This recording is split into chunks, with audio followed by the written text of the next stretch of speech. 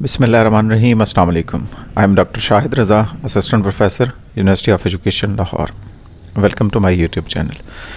आज हम डिस्कस कर रहे हैं आइडियलिज़म फ़िलासफ़ी, और इसमें देखेंगे कि आइडियलिज़म फ़िलासफ़ी क्या है, इसमें टीचर का रोल क्या है, स्टूडेंट्स का क्या रोल है, करिकुलम क्या पढ़ाना चाहिए, और इसमें कौन कौन सी ख़ास बातें हैं कि जिसके ऊपर हमें फ़ोकस करना है, ताकि हम जो आइडियलिस्ट पॉइंट ऑफ व्यू है या फ़िलासफ़ी है या नज़रिया है, सोच है, जो इसके मानने वाले हैं उनके हवाले से हम किस तरीके से इसको अप्लाई करके मैक्सिमम बेनिफिट हासिल कर सकते हैं। और बच्चों को हमें क्या पढ़ाना चाहिए आइडियलिज़म में, कैसा स्कूल होना चाहिए, कैसा क्लासरूम होना चाहिए, कैसा निसाब तालीम होना चाहिए, कैसा तरीक़ा तदरीस होना चाहिए। तो ये सारी बातें आज इस वीडियो में हम डिस्कस करेंगे। तो आइए शुरू करते हैं। तो सबसे पहले शुरू करते हैं जी आइडियलिज़म फ़िलासफ़ी के हवाले से। जो बड़े बड़े नाम हैं जिन्होंने सपोर्ट किया है, आइडियलिज़म पर्सपेक्टिव को बताया है और उसके हवाले से काम किया, अपना नज़रिया दिए, तो इसमें सबसे पहला नाम प्लेटो का है, और इसके साथ कांट ने भी इसके ऊपर काम किया और हेगल ने भी काम किए। इसमें जो ख़ास बात है जिसके ऊपर फोकस करते हैं ये आइडियलिस्ट फ़िलासफ़ी को मानने वाले, आइडियलिज़म वाले, वो ये कहते हैं कि जो माइंड और इंटेलेक्ट है वो सेंट्रल रोल प्ले करती है अगर आप रियलिटी को अंडरस्टैंड करना चाहते हैं। अगर आप चाहते हैं कि आपको पता चले कि व्हाट इज़ रियलिटी क्या है, तो फिर आपने माइंड पे फोकस करना है, आपने इंटेलेक्चुअल एबिलिटीज़ और कैरेक्टरिस्टिक्स पे ऊपर आपने फोकस करना है, बिकॉज वो सेंट्रल रोल प्ले करती हैं।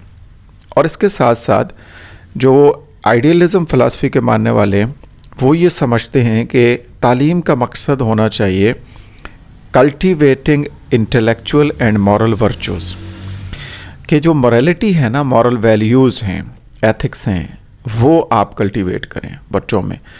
और idealism is a philosophical belief that associates reality to ideas in a mind rather than to a material objects. ये बड़ी अहम बात है कि आइडियलिज़म फ़िलासफ़ी के मानने वाले मटेरियल ऑब्जेक्ट्स पे फोकस नहीं करते, तो किस पे करते हैं?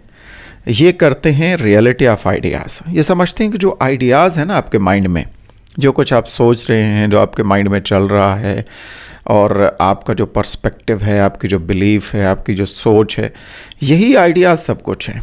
और इन्हीं आइडियाज़ को लेके आगे आप चलते हैं, और जो कुछ भी आप करते हैं दुनिया में उसके पीछे ही आपके ये आइडियाज़ होते हैं। तो ये आइडियलिज़म फ़िलासफ़ी है। एजुकेशन में हम बात करें तो आइडियलिज़म जो कंसेप्ट है ये डेवलपमेंट ऑफ इंडिविजुअल्स इंटेलेक्ट और मॉरल कैरेक्टर बच्चों में जो डेवलप करना है आपने, उसके ऊपर फोकस करते हैं। वैल्यूज़ इनकलकेट करनी है आपने, परसूट ऑफ नॉलेज है जिससे मोरालिटी, जिसमें कैरेक्टर बिल्डिंग, जिसमें वैल्यू, जिसमें मॉरल कैरेक्टर, ये चीज़ें अगर आप डेवलप करते हैं तो एक्चुअली आप फोकस कर रहे हैं आइडियलिस्ट पॉइंट ऑफ व्यू में।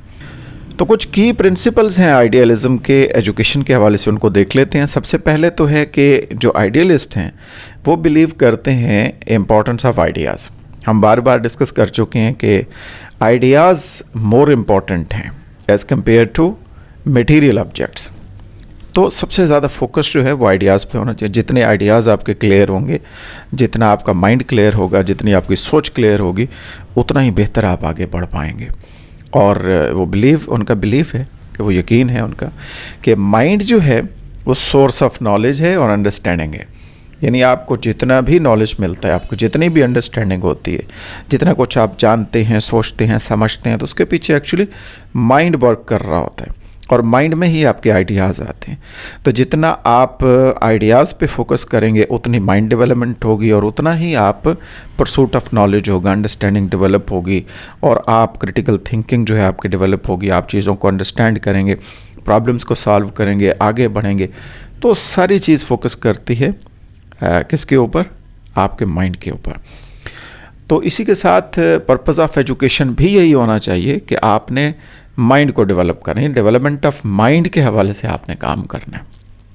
और दूसरी बात, इम्पॉर्टेंस ऑफ इंडिविजुअल, यानी आपने फोकस करना है। आइडियलिस्ट फ़िलासफ़ी के मानने वाले ये कहते हैं कि फ़र्द बड़ा अहम है, इंडिविजुअल बड़ा ज़रूरी है, और हर फ़र्द जो है वो यूनिक है। हर फ़र्द के पास अपने यूनिक टैलेंट्स मौजूद हैं, उनके पास एबिलिटीज़ मौजूद हैं।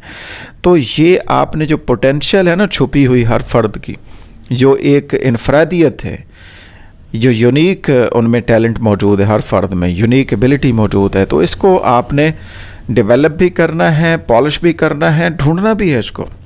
ये पोटेंशियल पाई जाती है, आपने किस तरीके से इसको तलाश करना है किसी भी फ़र्द में। तो फ़र्द बड़ा है हमें, इम्पोर्टेंस ऑफ इंडिविजुअल।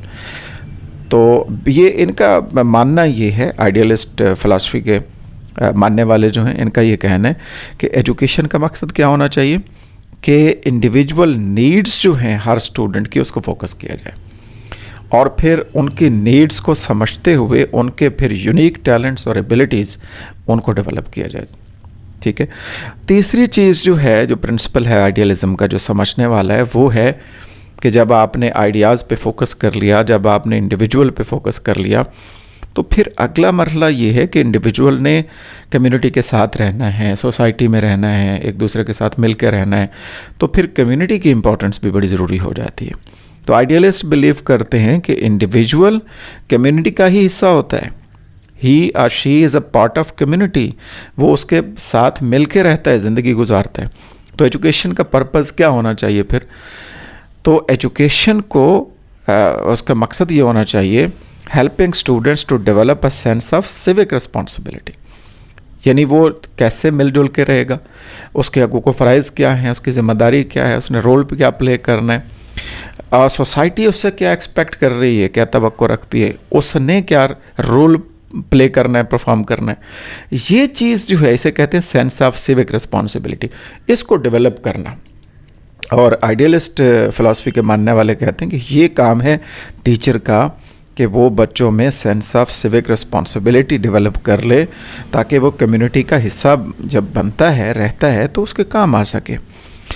तो स्टूडेंट्स को हमेशा क्रिटिकल थिंकिंग सिखानी चाहिए कि डिफरेंट जो इश्यूज़ हैं सोसाइटी में, कम्युनिटी में, तो उसको कैसे क्रिटिकली जायज़ा लेता है, उनका क्रिटिकली इवेलुएट करता है, फिर उसका हल निकालता है इश्यूज़ का, और फिर डेमोक्रेटिक वैल्यूज़ जो हैं, जमहूरी कदरें जो हैं, उसको सिखाना है, उसमें कैसे वो पार्टिसिपेट करता है।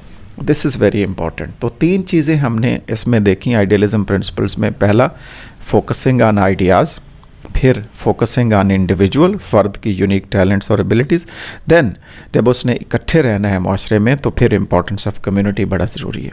और फिर आखिर में हम ये देखते हैं कि कौन से मेथड्स हैं, यानी टीचिंग मेथड्स कह लेंगे, जिससे आप बच्चों को ये सारी चीज़ें पहुंचा सकते हैं। तो आइडियलिस्ट जो एजुकेशन है, या आइडियलिस्टिक जो सोच है, या आइडियलिज़म फ़िलासफ़ी है, इसके मानने वाले कौन से मेथड्स को रिकमेंड करते हैं? नंबर 1 है डिस्कशन।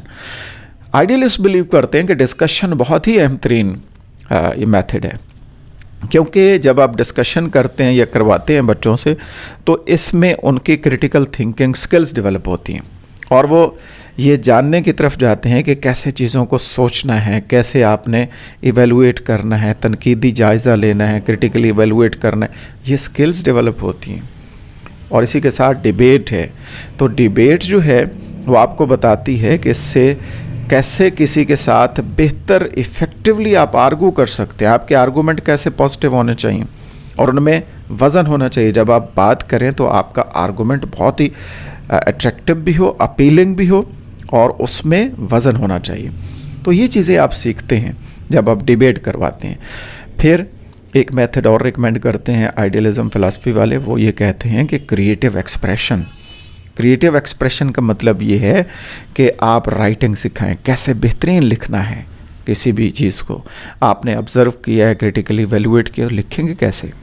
आर्ट है, फिर म्यूज़िक है, यानी हम बात कर रहे थे कि इंडिविजुअल की यूनिक जो टैलेंट्स हैं, जो आपने ढूंढने हैं, उनकी पोटेंशियल है, सलाहियतें हैं छुपी हुई, उन एबिलिटीज़ को, उन टैलेंट्स को, उन यूनिक टैलेंट्स को निकाल के लेके आएँ बाहर, और फिर उनको मौका दें कि वो उसमें अपना रोल प्ले कर। जैसे बच्चे जो है वो आर्ट एंड डिज़ाइन में चले जाते हैं, उसमें राइटिंग बड़ी अच्छी करते हैं, उसमें म्यूज़िक में चले जाते हैं, तो ये सारी जिसमें वो कोई क्रिएटिविटी कर रहे हैं, वो कोई परफॉर्म करके बता रहे हैं, एक्सप्रेस कर रहे हैं, अपने हिडन टैलेंट को सामने लेके आ रहे हैं, तो क्रिएटिव एक्सप्रेशन के हवाले से भी आप बेहतरीन मेथड यूज़ कर सकते हैं। और चौथी चीज़ है सर्विस लर्निंग।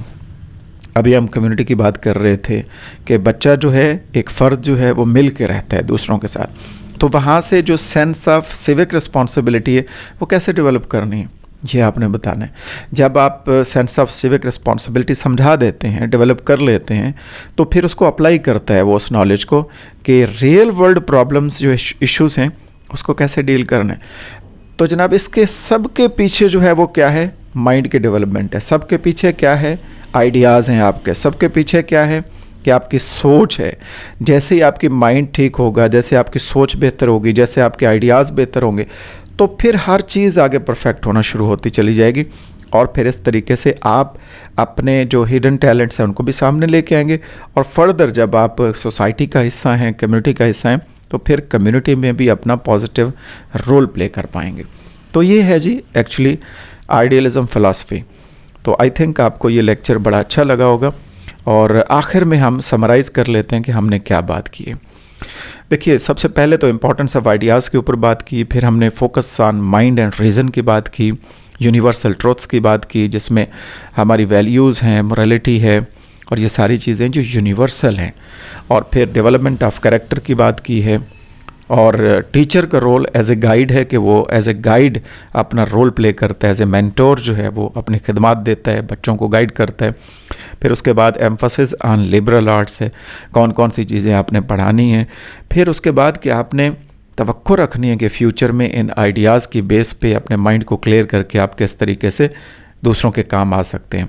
तो उसको कहते हैं optimism and progress. So this is actually the philosophy of idealism. I think आपको क्लियर हो गई होगी। नेक्स्ट इंशाल्लाह किसी और टॉपिक के साथ मिलेंगे। अपना ख्याल रखिएगा। अल्लाह हाफ़िज़।